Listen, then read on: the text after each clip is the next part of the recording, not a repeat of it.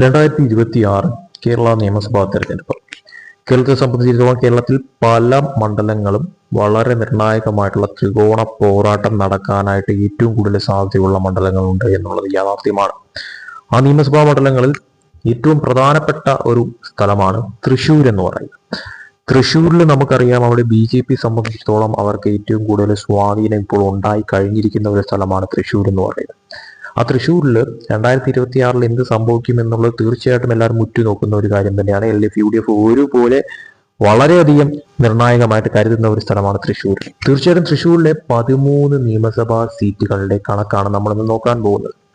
പലതരത്തിലുമുള്ള രാഷ്ട്രീയ സർവേകൾ, അതോടൊപ്പം തന്നെ നിരീക്ഷണങ്ങൾ, കണക്കുകളൊക്കെ തന്നെ ഇപ്പോൾ പുറത്തു വരുന്ന സാഹചര്യത്തിൽ ഏറ്റവും പുതുതായിട്ട് വന്ന ലേറ്റസ്റ്റ് സർവേ പ്രകാരം തൃശ്ശൂരിൽ എന്ത് തരം അട്ടിമറിയാണ് 2026 നിയമസഭാ തെരഞ്ഞെടുപ്പിൽ സംഭവിക്കാൻ പോകുന്നതെന്ന് നോക്കാം.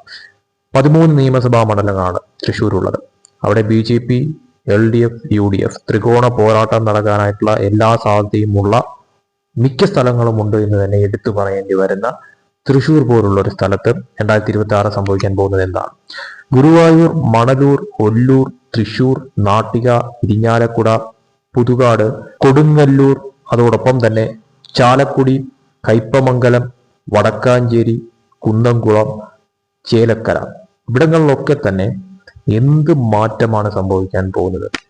ഈ സീറ്റുകളിൽ LDFന് നേട്ടമുണ്ടാകുമോ, UDFന് നേട്ടമുണ്ടാകുമോ, BJPക്ക് നേട്ടമുണ്ടാകുമോ?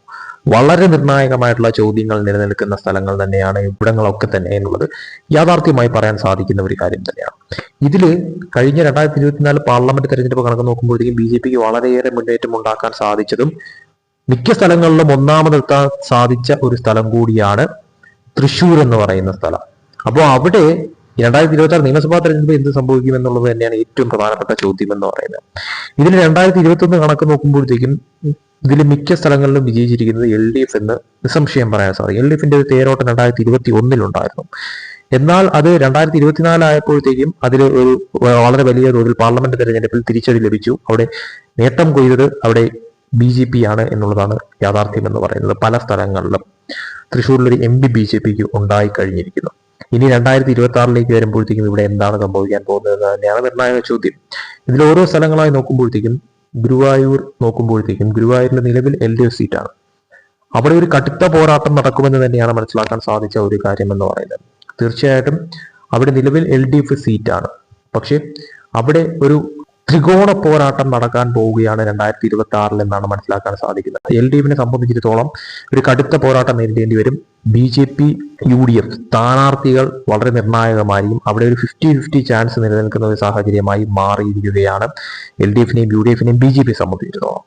ഇനി മണലൂരിലേക്ക് വരുമ്പോഴത്തേക്കും അത് നിലവിൽ LDF സീറ്റാണ്. അവിടെ തീർച്ചയായിട്ടും ഒരു കടുത്ത പോരാട്ടം നടക്കുമെന്ന കാര്യത്തിൽ യാതൊരു സംശയവുമില്ല. പാർലമെന്റ് തെരഞ്ഞെടുപ്പിൽ BJP ഒന്നാം സ്ഥാനത്ത് എത്തിയ ഒരു സ്ഥലം കൂടിയാണ് മണലൂർ എന്ന് പറയുന്നത്. അവിടെ തീർച്ചയായിട്ടും ഒരു കടുത്ത ത്രികോണ പോരാട്ടം നടക്കുമെന്ന കാര്യത്തിൽ സംശയമില്ല. അവിടെയും LDFനെ സംബന്ധിച്ചിടത്തോളം ഒരു മുൻതൂക്കം ഉണ്ടെങ്കിൽ പോലും അവിടെ ഒരു 50-50 ചാൻസ് നിലനിൽക്കുന്ന തരത്തിലോട്ട് കാര്യങ്ങൾ മാറും. BJP സ്ഥാനാർത്ഥി അത് എത്രത്തോളം സ്ട്രോങ് ആണ് എന്ന കണക്കിലായിരിക്കും അവിടുത്തെ ഒരു കടുത്ത പോരാട്ടം നടക്കുന്നത്. കൊല്ലൂരിലേക്ക് വരുമ്പോഴത്തേക്കും അതും LDF സീറ്റാണ് നിലവിൽ. അവിടെ തീർച്ചയായിട്ടും ഒരു കടുത്ത പോരാട്ടം നടക്കുമെന്ന കാര്യം സംശയമില്ല. അവിടെ UDF, LDF, BJP ത്രികോണ പോരാട്ടം തന്നെ നടക്കുമെന്ന കാര്യത്തിൽ സംശയമില്ല. അവിടെ നിലവിലത്തെ സാഹചര്യത്തിൽ അവിടെ എന്തും സംഭവിക്കാം. ഒരു 50-50 ചാൻസ് തന്നെയാണ് അവിടെയും നിലനിൽക്കുന്നത്. തൃശ്ശൂരിനെ സംബന്ധിച്ചിടത്തോളം തൃശ്ശൂരിൽ LDF സീറ്റാണ് നിലവിൽ. അവിടെ തീർച്ചയായിട്ടും LDFന്റെ കയ്യിൽ നിന്നും ആ സീറ്റ് നഷ്ടപ്പെടാനായിട്ടുള്ള സാധ്യതകൾ നിലനിൽക്കുന്നുണ്ട് എന്നുള്ളത് യാഥാർത്ഥ്യം തന്നെയാണ്. അവിടെ BJP, UDF, LDF ത്രികോണ പോരാട്ടം തന്നെ നടക്കും. അവിടെ തീർച്ചയായിട്ടും BJP സ്ഥാനാർത്ഥിയായിരിക്കും ഏറ്റവും നിർണായകം. തൃശ്ശൂർ തീർച്ചയായിട്ടും കടുത്ത പോരാട്ടം നടക്കുന്ന ഒരു സ്ഥലമായി മാറുമെന്ന കാര്യത്തിൽ സംശയമില്ല. 3 പാർട്ടികളും അത്രത്തോളം ഒരു നിർണായകമായി കരുതുന്ന ഒരു സീറ്റ് തന്നെയായിരിക്കും തൃശ്ശൂർ എന്ന കാര്യത്തിൽ സംശയമില്ല. അവിടെ തീർച്ചയായിട്ടും BJP സംബന്ധിച്ചിടത്തോളം വിജയസാധ്യത നിലനിൽക്കുന്നുണ്ട് എന്നുള്ളതാണ് യാഥാർത്ഥ്യം. തീർച്ചയായിട്ടും അവിടെ ഒരു 50-50 ചാൻസ് 3 പാർട്ടികളെ സംബന്ധിച്ചിടത്തോളം ഉണ്ട് എന്നുള്ളത് യാഥാർത്ഥ്യം തന്നെയാണ്. നാട്ടികയിലേക്ക് വരുമ്പോഴത്തേക്കും നാട്ടിക നിലവിൽ അവിടെ LDF സീറ്റ് തന്നെയാണ്. അവിടെ UDFനും BJPക്കും വിജയസാധ്യത നിലനിൽക്കുന്നുണ്ട് എന്നുള്ളത് യാഥാർത്ഥ്യം തന്നെയാണ്. LDFനെ സംബന്ധിച്ചിടത്തോളം അതൊരു 50-50 ചാൻസ് നിലനിൽക്കുന്ന ഒരു സീറ്റായിട്ട് മാറിയിരിക്കുന്നു. ഇരിഞ്ഞാലക്കുടയിലേക്ക് വരുമ്പോഴത്തേക്കും ഇരിഞ്ഞാലക്കുട നിലവിൽ അത് LDF സീറ്റ് തന്നെയാണ്. അവിടെ BJPയെ സംബന്ധിച്ചിടത്തോളം BJPക്ക് ഒരു 35,000-ൽ കൂടുതൽ വോട്ടുകൾ കഴിഞ്ഞ നിയമസഭാ തെരഞ്ഞെടുപ്പിൽ നേടിയെടുക്കാൻ സാധിച്ച ഒരു സ്ഥലമാണ്.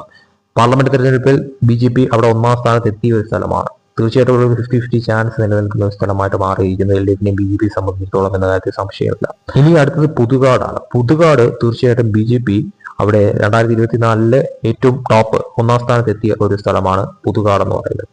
അവിടെ തീർച്ചയായിട്ടും ഒരു വളരെ ടൈറ്റ് ഫൈറ്റ് നടക്കാനായിട്ട് എല്ലാ സാധ്യതയും നിലനിൽക്കുന്നുണ്ട് എന്നുള്ളത് യാഥാർത്ഥ്യമായിട്ടുള്ള ഒരു കാര്യം തന്നെയാണ്. സോ ഒരു 50-50 ചാൻസ് നിലനിൽക്കുന്ന ഒരു സ്ഥലമായിട്ട് പുതുകാട് മാറുമെന്നുള്ളത് ഉറപ്പാണ്. ഇനിയുള്ള സ്ഥലങ്ങൾ ചാലക്കുടി, കയ്പമംഗലം, വടക്കാഞ്ചേരി, കുന്നംകുളം, ചേലക്കര. ഇവിടങ്ങളിലൊക്കെ തന്നെയും വളരെ കടുത്ത പോരാട്ടമാണ് നടക്കാനായിട്ട് ഏറ്റവും കൂടുതൽ സാധ്യത എന്ന് പറയുന്നത്. അതിൽ ചാലക്കുടി നിലവിൽ UDF സീറ്റാണ്. അവിടെ ഒരു 50-50 ചാൻസ് നിലനിൽക്കുന്ന തരത്തിലോട്ട് കാര്യങ്ങൾ മാറുകയാണ്. UDFിന്റെ കയ്യിൽ നിന്ന് ചിലപ്പോൾ ആ സീറ്റ് നഷ്ടപ്പെട്ടേക്കാം, അതല്ലെങ്കിൽ അത് LDFിന്റെ കയ്യിലേക്ക് പോകുന്ന തരത്തിലോട്ട് കാര്യങ്ങൾ മാറിയിരിക്കാം. അതൊരു 50-50 ചാൻസ് നിലനിൽക്കുന്ന സ്ഥലമായിട്ട് മാറിയിരിക്കുന്നു.